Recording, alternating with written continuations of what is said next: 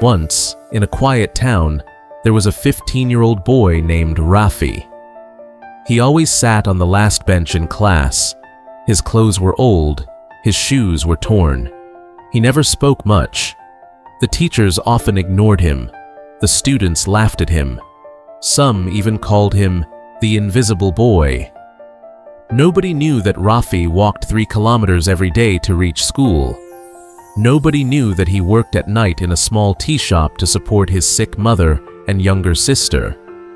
Nobody knew that every night, before sleeping, he stared at the stars and whispered, "One day, I will become a great scientist. The world will know my name." One morning, a new science teacher arrived.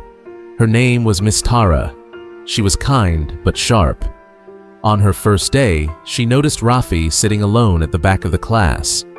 She walked to him and asked, "Tell me, what do you want to become?" The class laughed. Some students whispered, "He probably has no dream." But Rafi looked up and replied quietly, "I want to become a scientist. I want to discover something big, something that can change the world." The class became silent.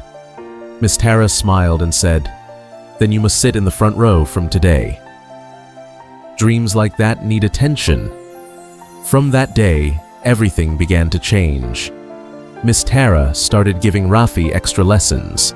She brought him science magazines and old textbooks. Rafi read everything he could find. He stayed up late, studying by candlelight. He asked questions, solved problems, and dreamed of inventions. But the road was not easy. Some nights, his mother had no medicine.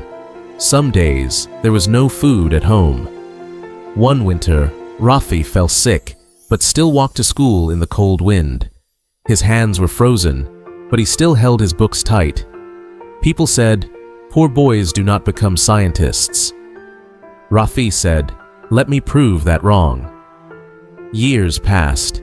He faced rejection, poverty, failure, but he never stopped. He got a scholarship to a big city university. He lived in a small hostel room, often sleeping hungry. But in the lab, he was alive. He worked day and night, doing experiments, building things, testing ideas. One day, after years of effort, he made a breakthrough, a small but powerful invention in clean energy. His work was published in global journals. Awards followed. Universities invited him. Newspapers called him the boy who never gave up. At a global science conference, Rafi stood on stage. People from all over the world clapped for him.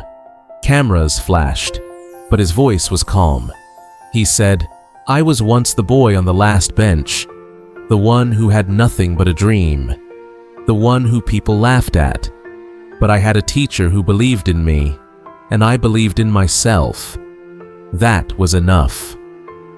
He looked at the audience and said with tears in his eyes, "Never let your background define your future. If you are poor, tired, or broken, still dream big. Even if no one claps for you now, keep working. One day, the whole world will stand up for you."